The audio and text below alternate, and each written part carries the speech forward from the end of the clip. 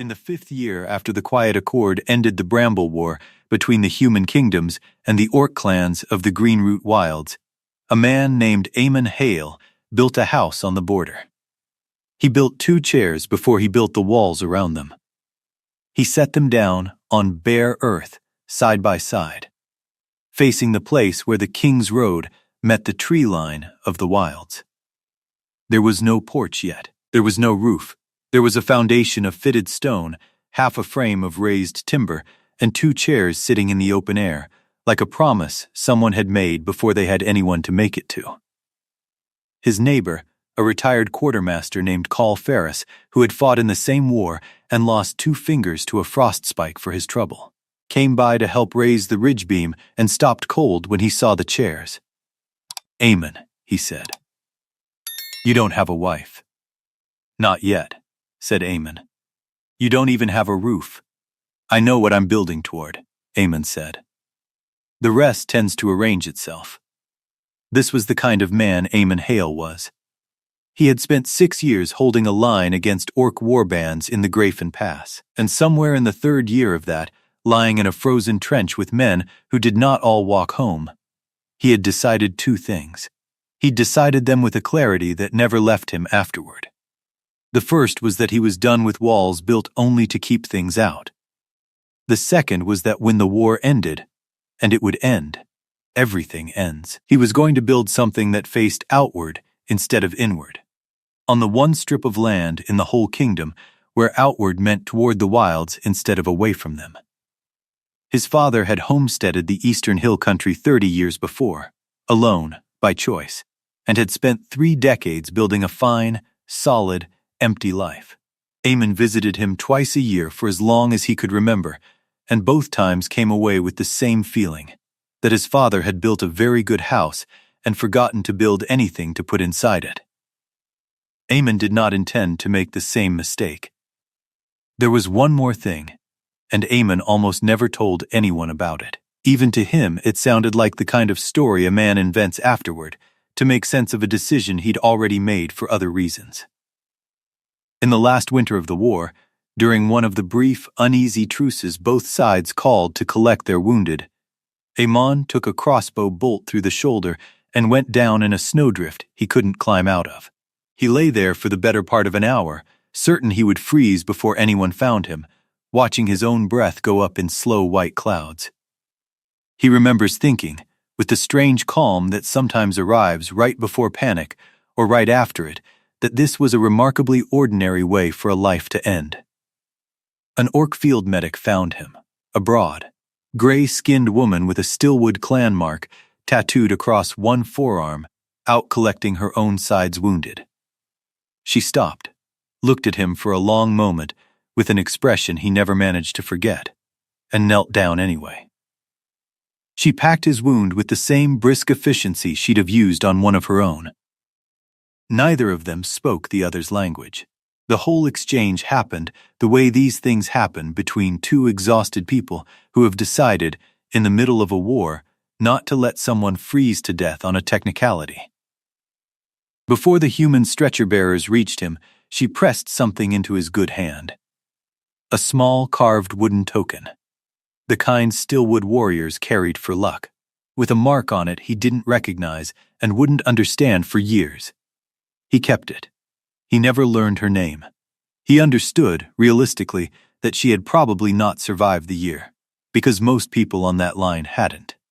But the token rode in his coat pocket through the rest of the war and through the 5 quiet years after it. And on the morning he carried 2 chairs out onto bare ground and sat in one of them, practicing. It was in his pocket then, too. He never told Yenna about it, not for a long time. The mark on that token, it turned out, years later, when he finally showed it to her, was the Stillwood mark for home. The same one, leaning the right way. When the Accord opened the borderlands to settlement, the Crown offered 500 acres per claim to any veteran willing to live within sight of the Greenroot tree line. They wanted the border populated with people who had a reason not to want the war again. Eamon filed for the northernmost plot, the one that ran right up against the wilds, the one nobody else wanted, because it was too close. It was exactly close enough. He built the foundation himself over one summer. He felled timber with Call's help in the autumn. And before he raised a single wall, on a clear, cold morning with frost still on the grass, he carried 2 chairs out from the cart, set them down facing the tree line, and sat in one of them for almost an hour, just looking. "What are you looking at?" Call asked him. "Practicing," Eamon said. "If you're enjoying this so far, do me a favor before we go any further, drop a comment and tell me what city or country you're watching this from. I read every single one, and I want to see how far this story travels tonight."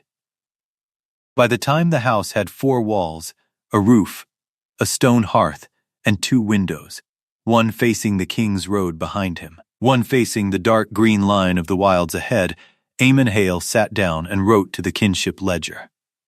The ledger was new, a creature of the accord itself, and it made some people uncomfortable for reasons that had nothing to do with paperwork. For 5 years, it had quietly arranged marriages between humans and orcs along the border. Not as punishment, not as tribute, but as the plainest, most stubborn proof anyone could think of that the war was actually over. A human and an orc, building a life together on the line where the killing used to happen. Whether that made the ledger the most romantic idea the Crown had ever had, or the most cynical, depended on who you asked. And most people who used it didn't think about it too hard either way. Eamon thought about it for 3 days before he wrote a single word. He listed the practical things first, because he was a practical man, and figured most people reading the ledger skipped straight to the practical things anyway. He was 33. He had clear title to 500 acres, a finished house, a stocked woodshed, and a well that hadn't failed yet.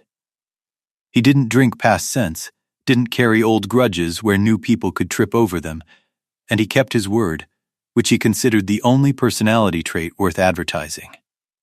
Then, he wrote one more sentence, slowly, the way a man writes something he's been thinking about for longer than he's willing to admit. "The house has 2 windows. One looks toward the road I came from. The other looks toward the wilds. I built a chair for each window, and whoever sits by the second one should be able to look out and still see home." He read it twice. He almost crossed it out. It wasn't information, it was something closer to a confession, and Eamon Hale did not, as a rule, confess things to strangers. He sent it anyway. The posting went up on the ledger boards in 17 settlements along the border, human and orc both, the following week. 41 responses came back within the month, about average, the clerk told him, not unkindly, for a man with land, a roof, and all his fingers. Eamon read every one of them. Most were as practical as his own letter had been. Lists of skills, ages, reasons for wanting to cross the border. A few weren't practical at all, and he set those aside without finishing. He could tell within 2 lines that the person hadn't actually read what he'd written. They'd seen 500 acres and stopped there. He was almost through the stack when he found the one that would matter. Among the 41 was a letter from a woman named Yenna Stillwood, 26 years old, of the Stillwood clan, whose lands lay in the deep green folds of the wilds, 3 days' walk from the border.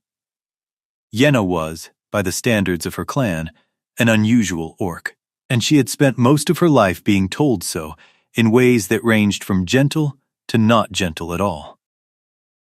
Orc clans did not write things down. Not because they couldn't. Anyone who had faced a Stillwood shield line in the Bramble War could tell you that orc strategy was anything but stupid, and the human war song's image of lumbering, illiterate brutes was mostly nonsense. The clans simply trusted memory over ink. The hollow songs, the long chanted histories that carried a clan's law, lineage, treaties, grudges, and grief from one generation to the next were meant to live in the mouths of the living, not in marks on dead skins. A song could be questioned, debated, sung differently by different elders until the truth settled out like silt.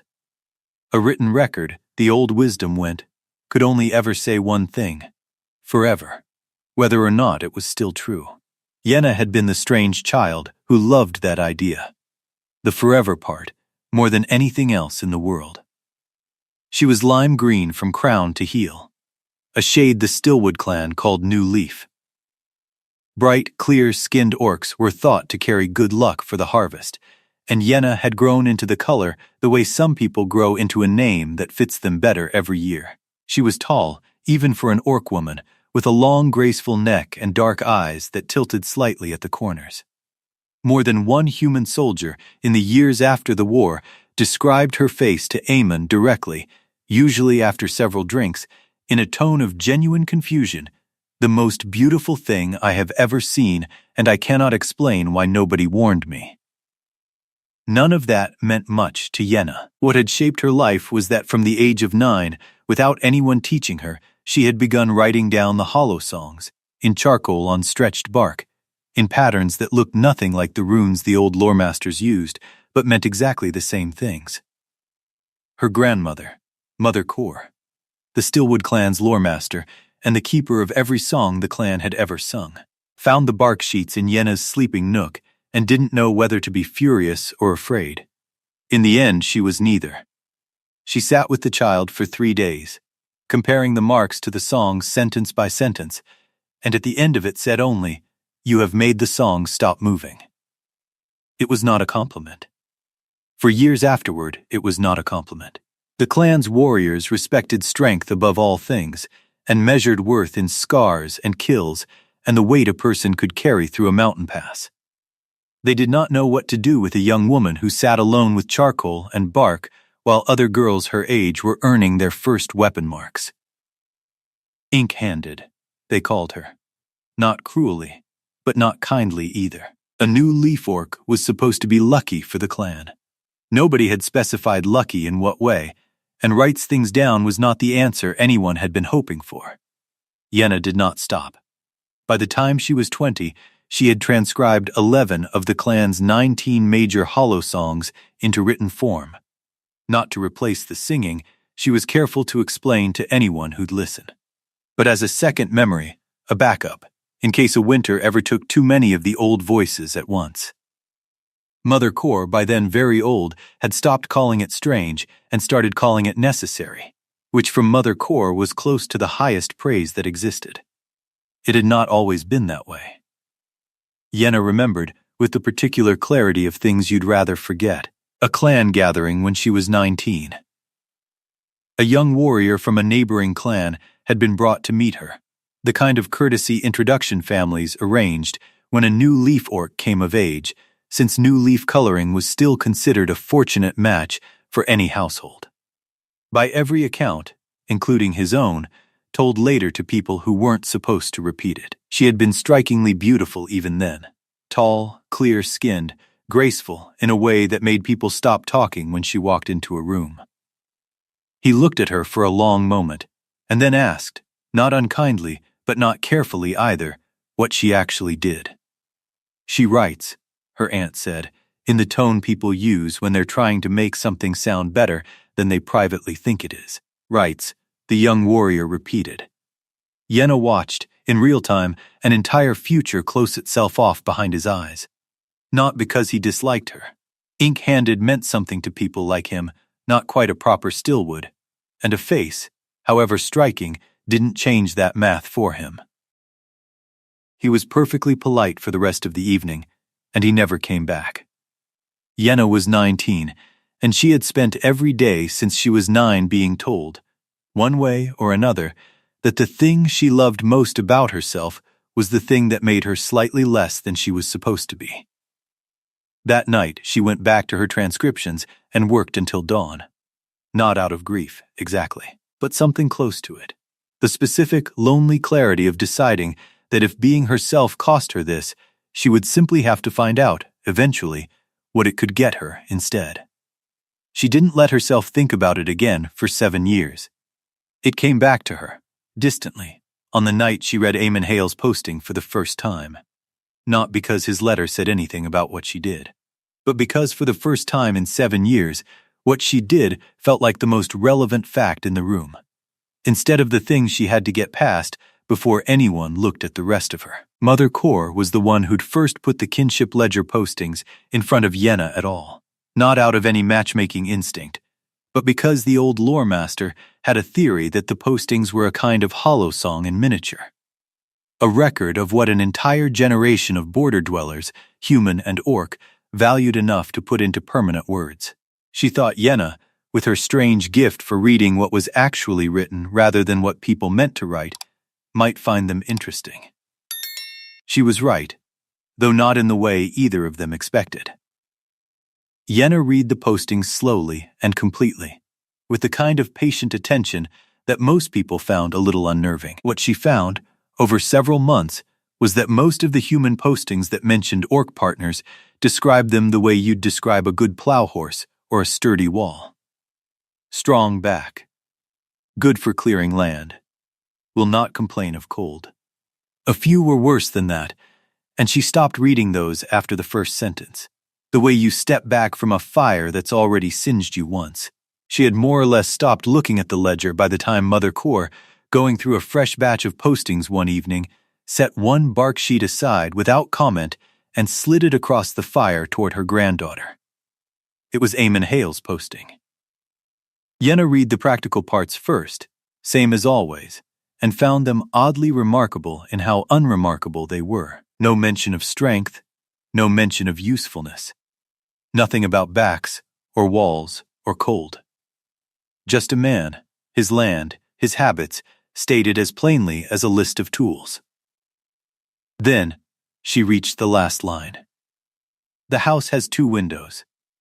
One looks toward the road I came from. The other looks toward the wilds. I built a chair for each window, and whoever sits by the second one should be able to look out and still see home. Yenna read it once. Then she read it again, more slowly, the way she'd read a line of an old song she suspected had been mistranslated for 100 years, without anyone noticing. Should be able to look out and still see home.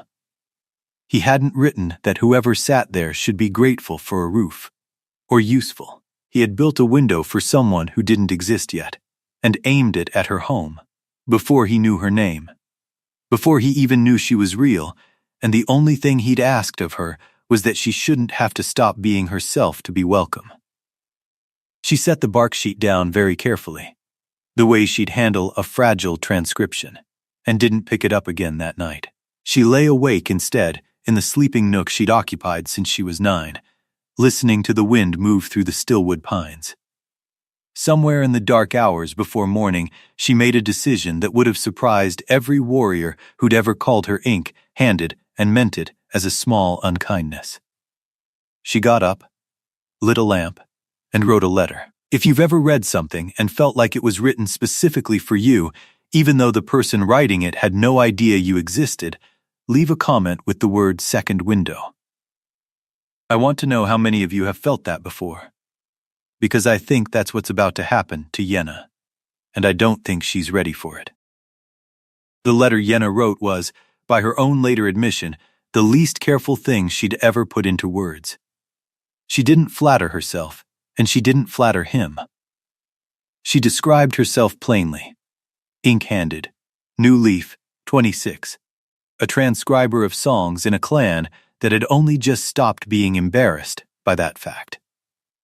She described her grandmother, the 11 hollow songs, the 8 still unfinished.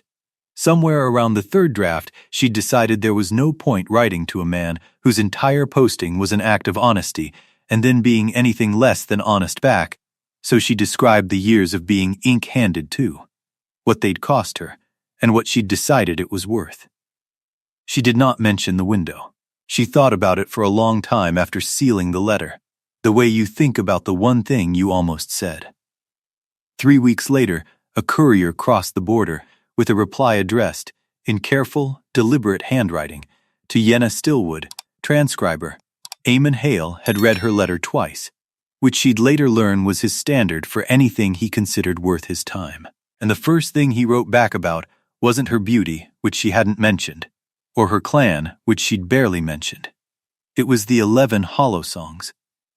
I have never heard a hollow song, he wrote. I fought against the people who sing them for 6 years, and I never once heard one. I think that says something about the war that nobody has bothered to say out loud. I would like to hear one someday, if that's ever something you'd be willing to share with someone outside the clan.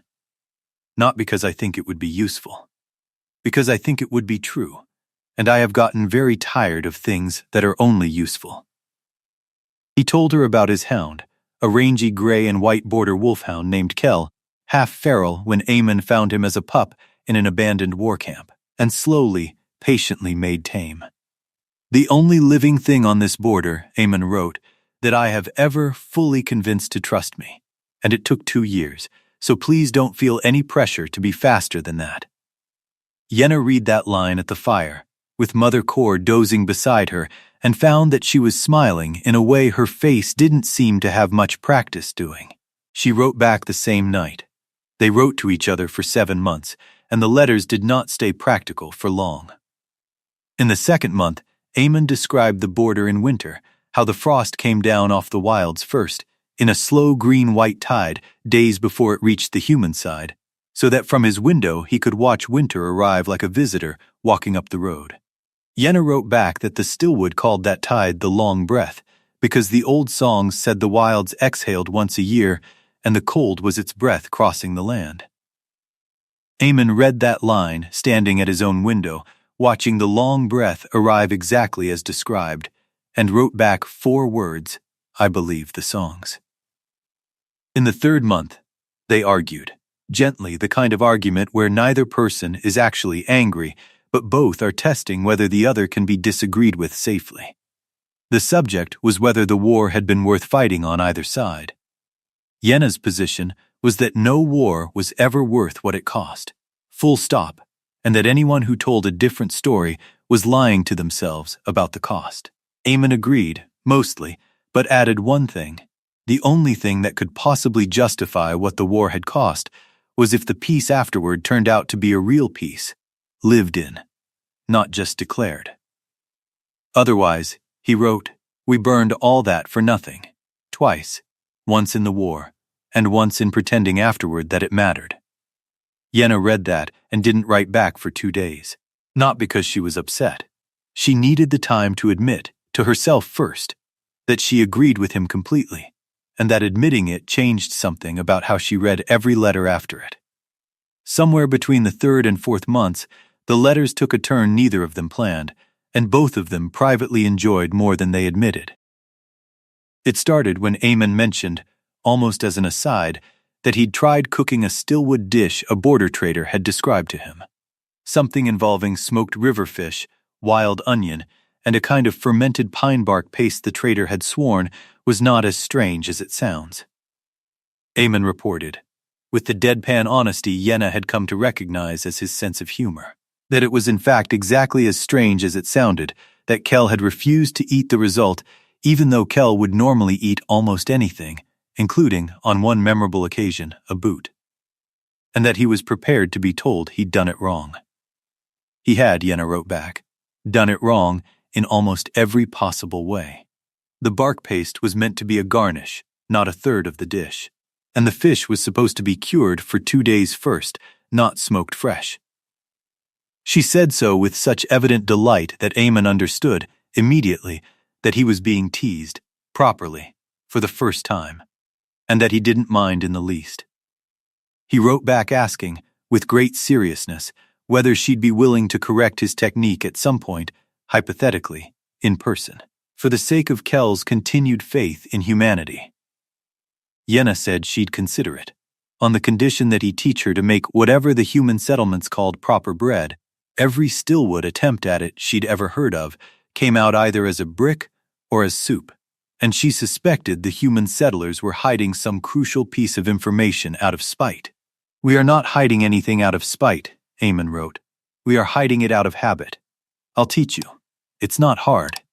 People just like pretending it is. It was a small exchange, 3 letters, nothing especially profound.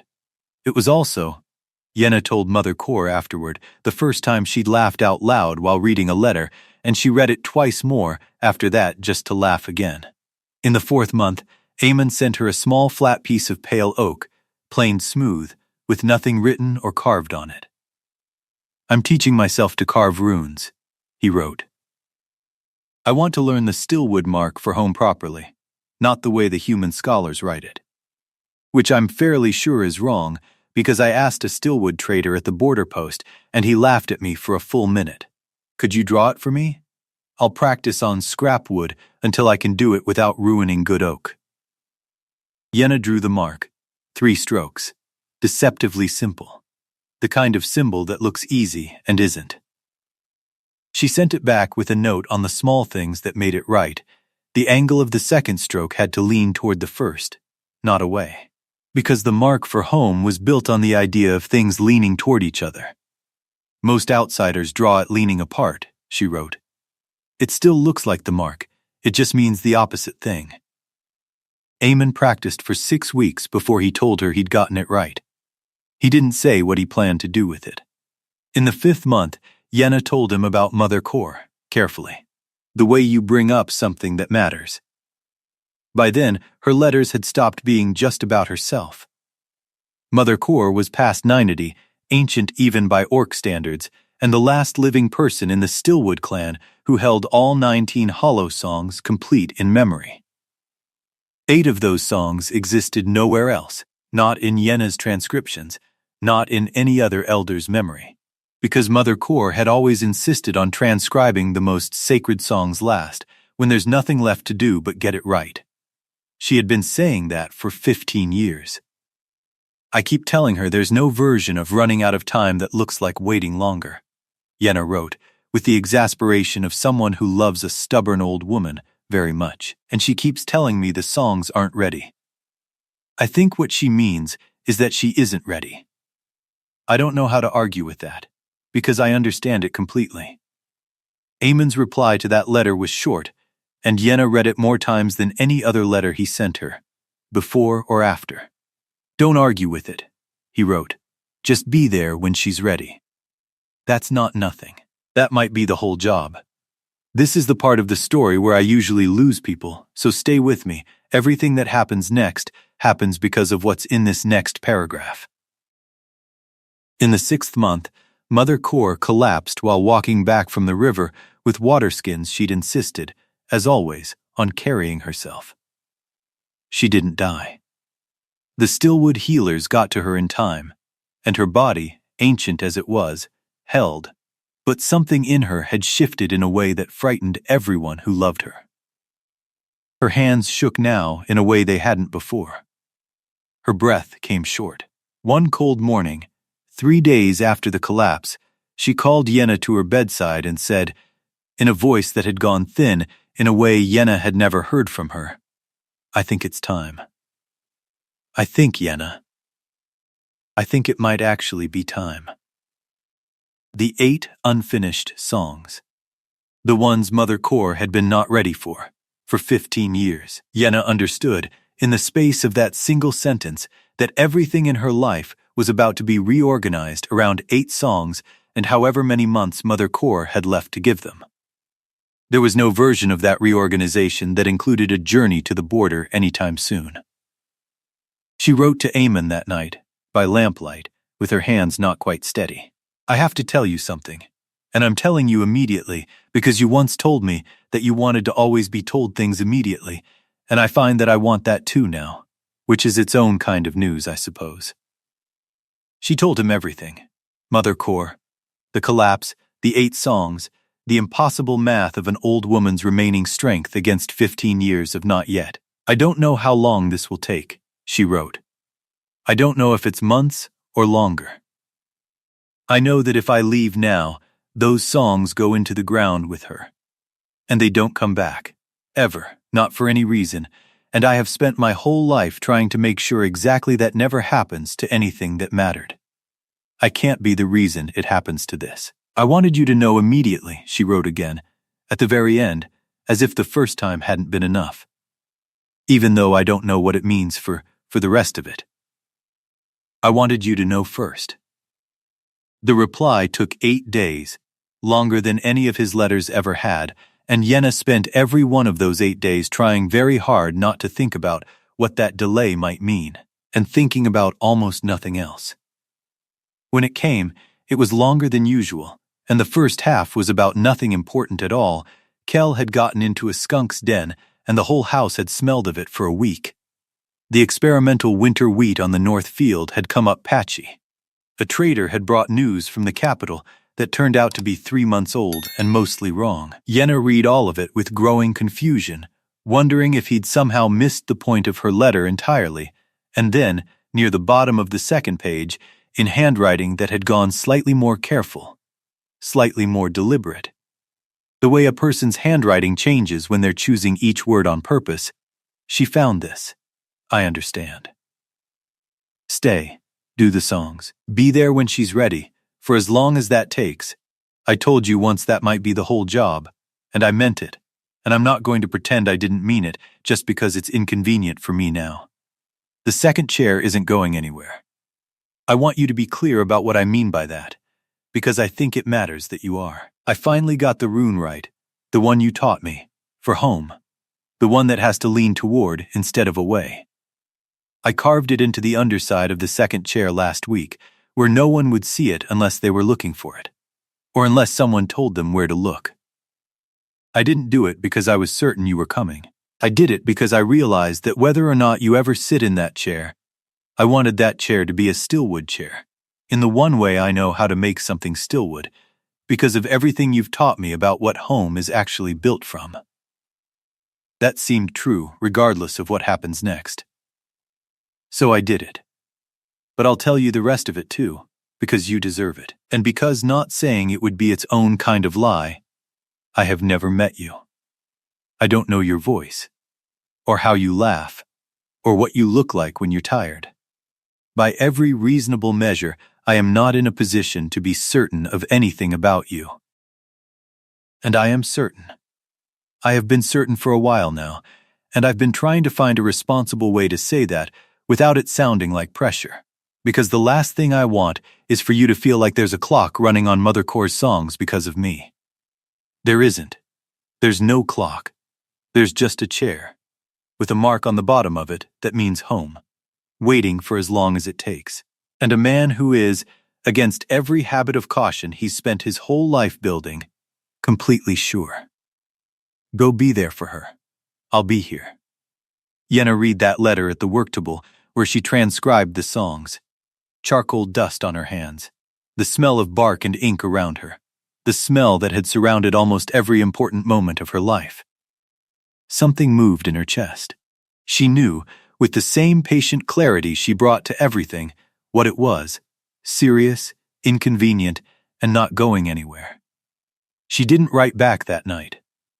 She folded the letter the way she'd file away something she meant to keep for the rest of her life, and went to sit with Mother Core. Because that was the job now, for as long as it took. For the first time, it didn't feel like a sacrifice of anything. It felt like the first half of something. It took 14 months. Mother Core, it turned out, had been right about one thing and wrong about another. She'd been wrong that she wasn't ready. Once she actually began, the 8 songs came out of her in long, exhausting sessions that sometimes ran from dusk until dawn. As if 15 years of not yet had simply been 15 years of a dam holding back water that, once released, knew exactly where it was going. But she'd been right that it would take everything she had left. By the 6th song, her voice had thinned to almost nothing, and Yenna found herself transcribing not just words, but breath, marking, in the margins, where Mother Core had to stop, where her hands shook too badly to gesture the parts of the songs that were gestured as much as sung, where Yenna had to lean close and listen to syllables that were barely sound at all anymore. It was, Yenna wrote to Eamon during that time, the hardest and most important work she'd ever done. And she was glad, fiercely glad, in a way that surprised her, that she'd been there for it. Eamon wrote back every week. The letters during those 14 months read differently than the ones before. Shorter, steadier, full of small ordinary things. The wheat, the weather, Kel's ongoing campaign against every burrowing animal on the property. He told her once that he'd figured out what she needed during that time wasn't more big feelings. She had plenty of her own to carry. What she needed was proof that somewhere, something ordinary and steady was still going on, waiting for her, unchanged. She told him that was right, and that she didn't know how he'd known, and he wrote back, "I didn't know. I guessed. I'm glad I guessed right." By the 10th month, Yenna had begun training Pell, a sharp, quick, restless 16-year-old who reminded her uncomfortably of herself at that age, minus the part where everyone called her ink-handed like it was an insult, because by now the clan had mostly stopped doing that. The hollow songs in written form had proven their worth during the war, when 3 elders holding key portions of the clan's treaty songs had died within a single bad winter, and the written transcriptions were the only reason that knowledge hadn't simply vanished. Nobody called transcription a strange hobby anymore.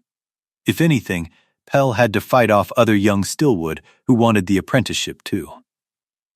Mother Core finished the 19th and final song on a morning in early spring, 14 months after she'd first said, "I think it's time," with Pell sitting beside Yenna taking her own parallel transcription as practice, under Yenna's quiet correction.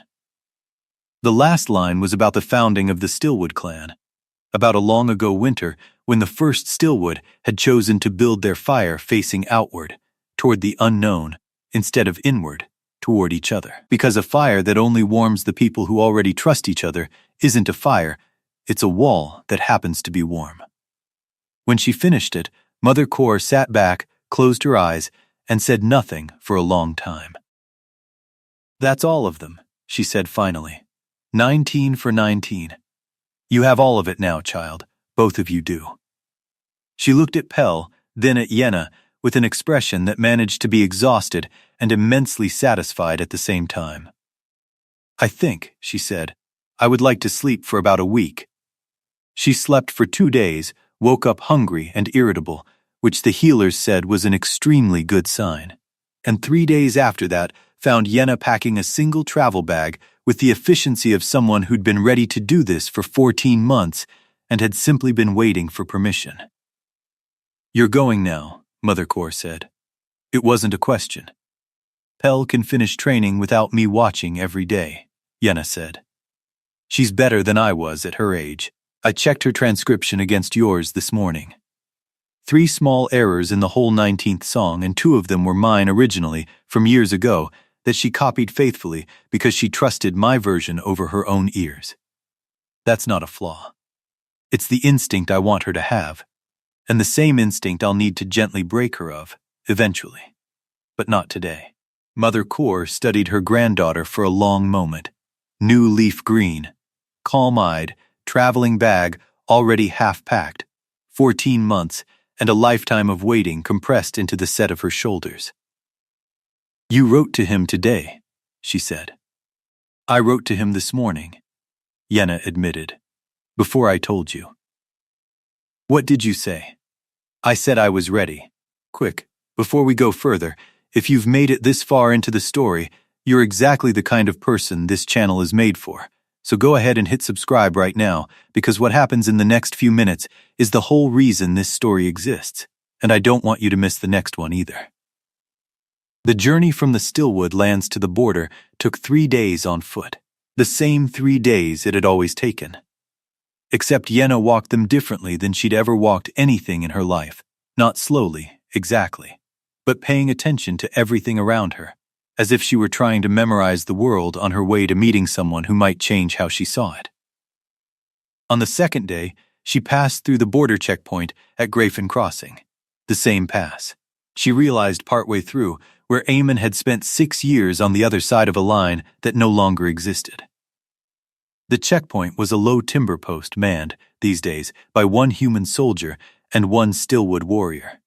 Posted together, part of the accord from the beginning, and something Yenna had read about for years without ever quite picturing what it would look like. What it looked like, it turned out, was the human soldier teaching the Stillwood warrior a dice game with a set of carved bone dice, a half-eaten loaf of border bread between them, and a small fire going despite the mild weather. For the company of it, the human soldier explained when Yenna asked, a little surprised that anyone would ask. The Stillwood warrior glanced at Yenna's travel bag, recognized the weave of a Stillwood scribe's satchel, and asked, with open curiosity rather than suspicion, where she was headed. To the Hale farm, Yenna said. Past the old mill road. Something shifted in the warrior's expression, not surprise, more like recognition. The carpenter, he said, builds the marked furniture. My cousin has one of his cradles.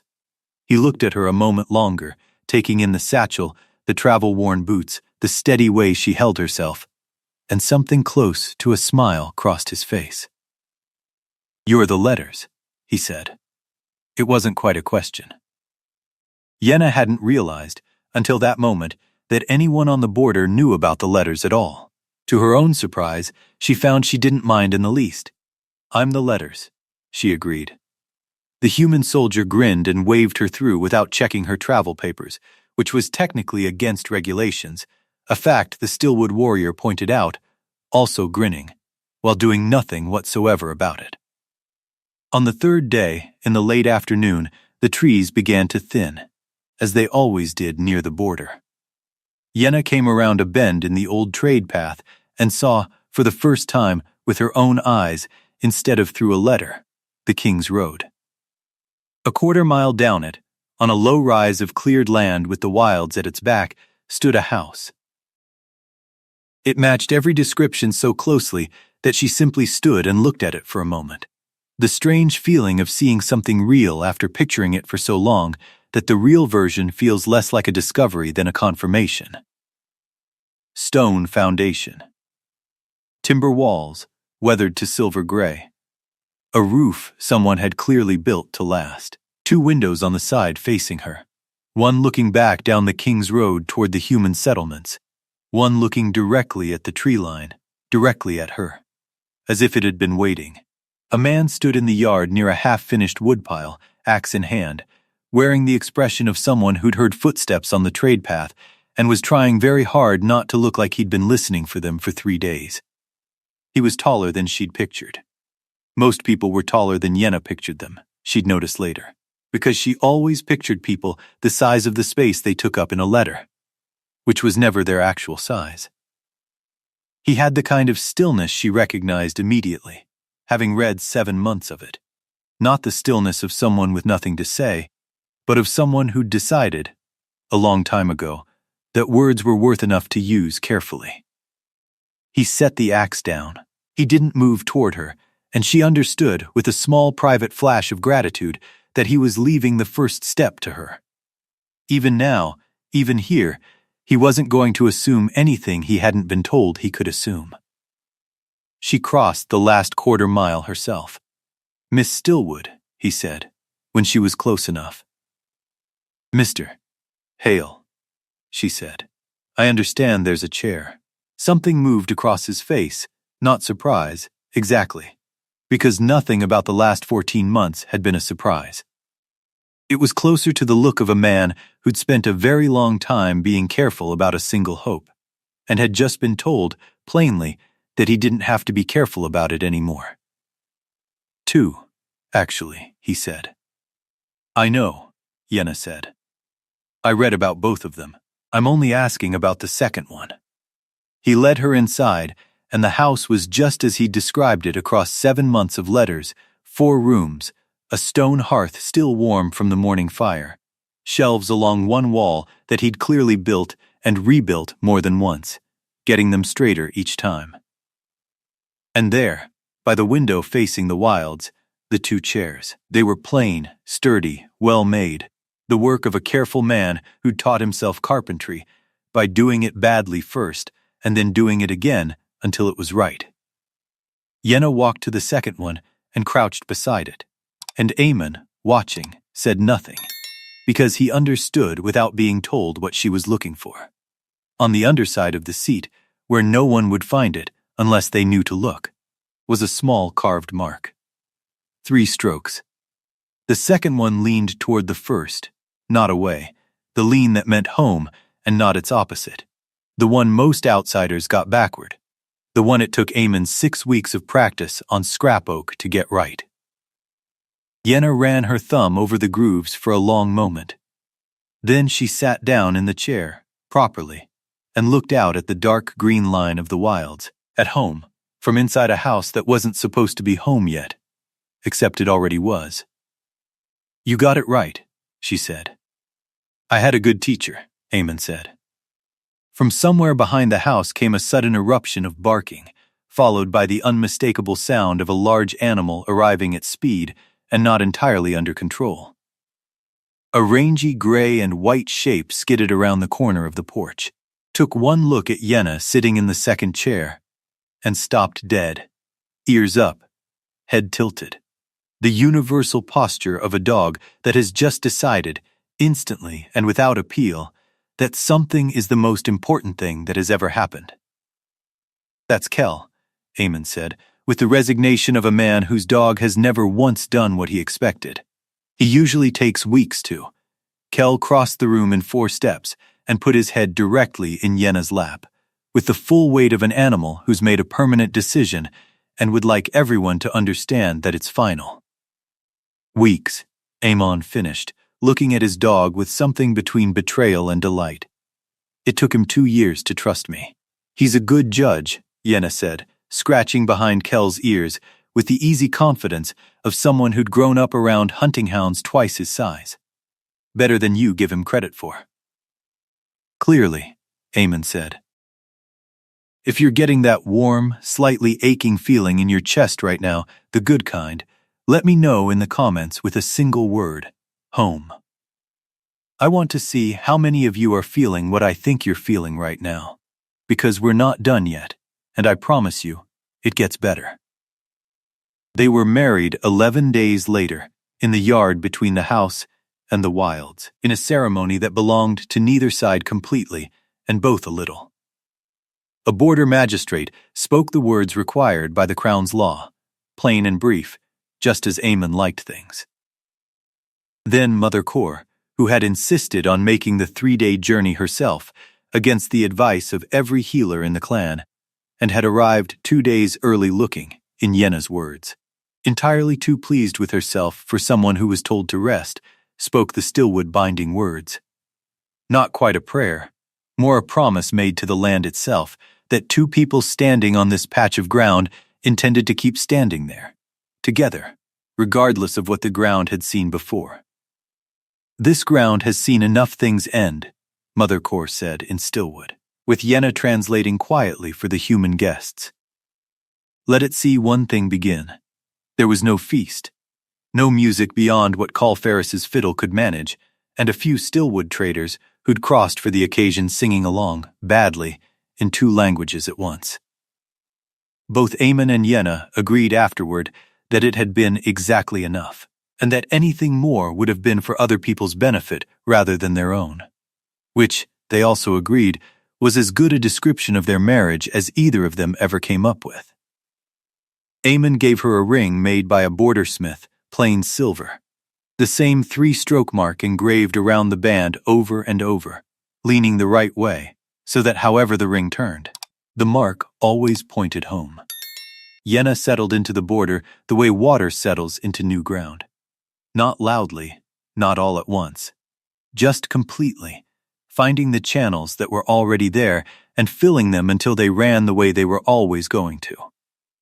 She'd brought with her, packed alongside her travel bag, the 11 hollow songs she'd transcribed years before. Within a season, she'd started something that had never existed on the border before.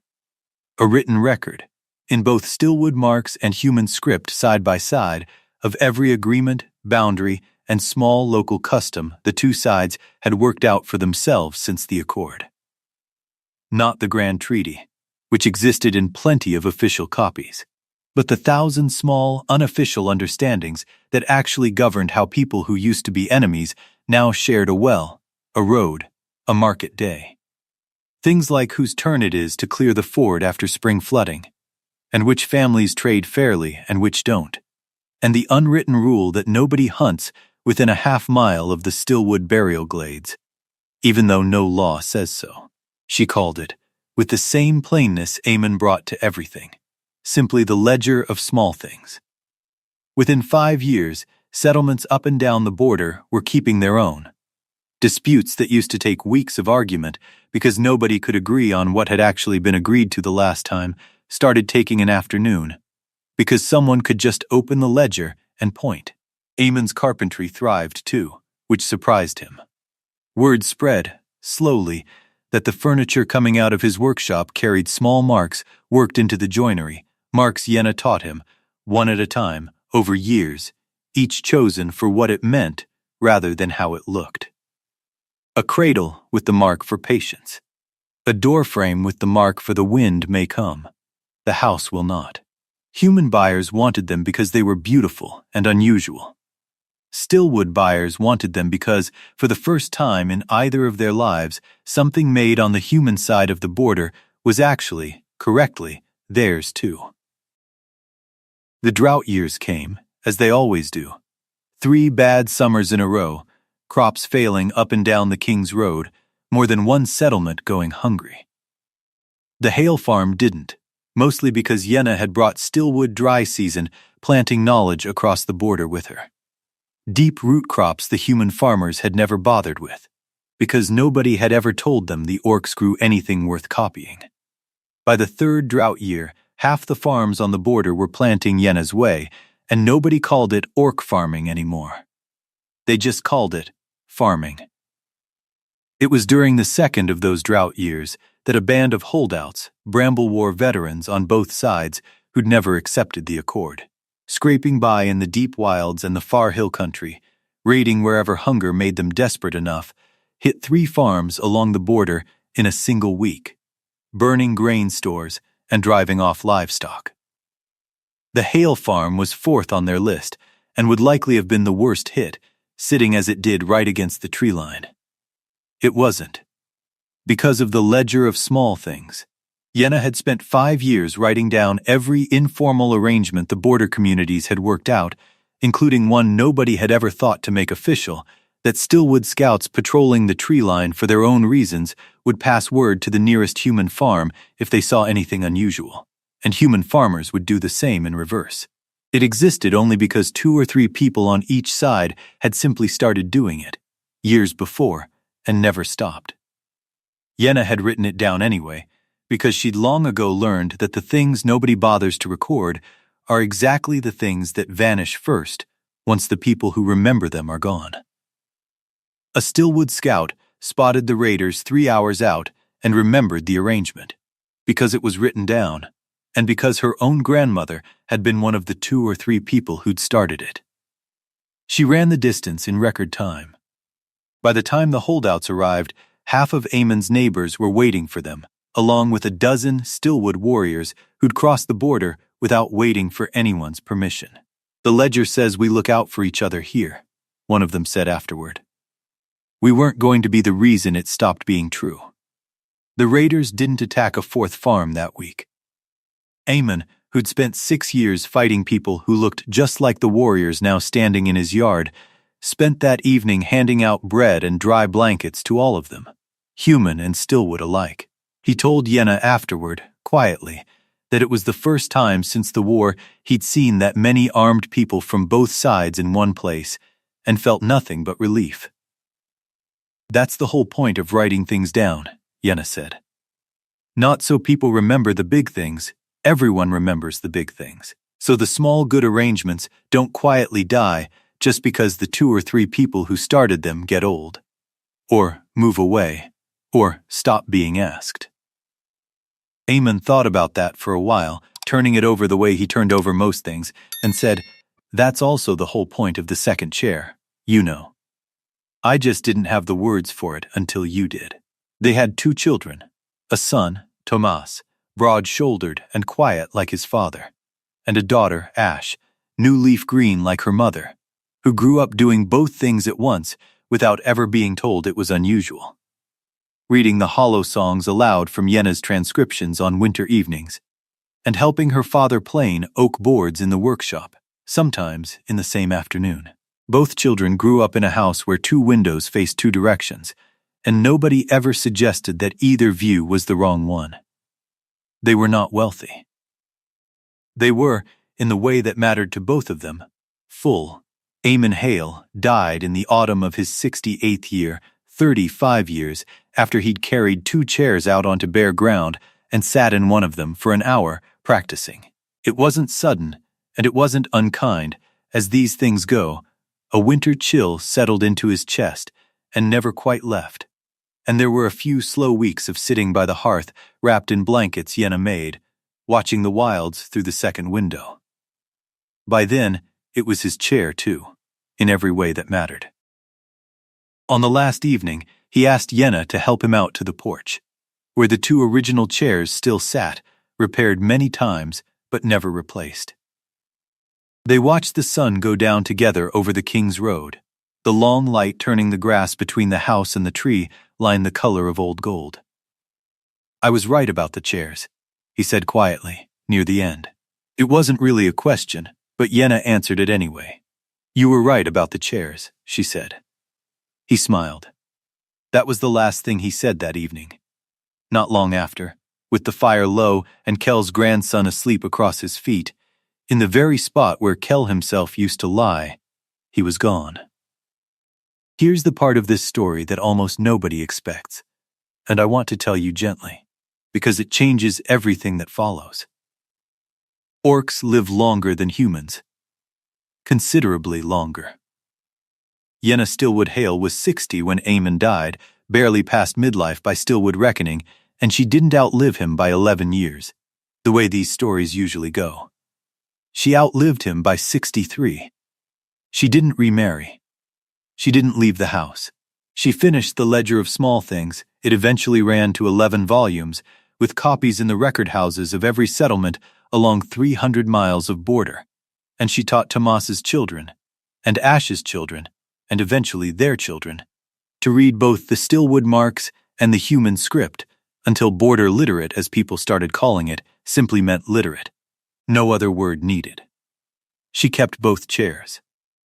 She sat in the second one every evening of her life for 63 years, watching the wilds, watching the road. By every account of everyone who knew her in those long years, she was entirely at peace. By the time Yenna was old, the border had changed in ways the soldiers who once held the line at Grafen Pass would never have recognized. Children grew up calling themselves simply border-born, without needing to specify which side, because increasingly there wasn't one. Families like the Hales weren't the exception anymore, just the oldest example. The checkpoint at Grafen Crossing had long since stopped posting separate guards at all. It was just a way station now, with a permanent fire kept going for the company of it, tended by whoever happened to be passing through, human or Stillwood, much as it had once been tended by a soldier and a warrior playing dice over a loaf of bread.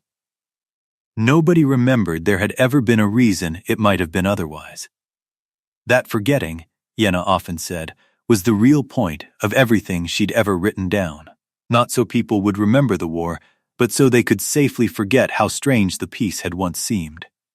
Many years after Eamon's death, Ash went through her father's old desk, the way families eventually do, not out of grief anymore, but a kind of tenderness for the past, and found a stack of folded papers at the very back of the bottom drawer. They were drafts, Eamon's original kinship ledger posting, in at least 6 versions, each crossed out and rewritten. The early ones were stiff and purely practical. Land, age, habits, nothing more. The later ones gradually became something else, as if Ash were watching her father work up the courage, draft by draft, to say something true instead of something merely correct. The final draft was the one that had actually been posted, word for word. The house has 2 windows. Whoever sits by the second one should be able to look out and still see home. But beneath it, in a different ink, added much later, in handwriting that had grown shakier with age but no less deliberate, was one more line, one Yenna had never seen, because by the time Eamon wrote it, the posting had long since done its work, and there was no one left to send it to. She came. She sat in the second chair. The window was right. So was I. Ash brought the papers to her mother that evening. Yenna was 88 by then, new leaf green gone soft and silvery at the edges the way Stillwood orcs aged. sitting in the second chair as she had every evening for decades. She read the lines slowly, then read it again.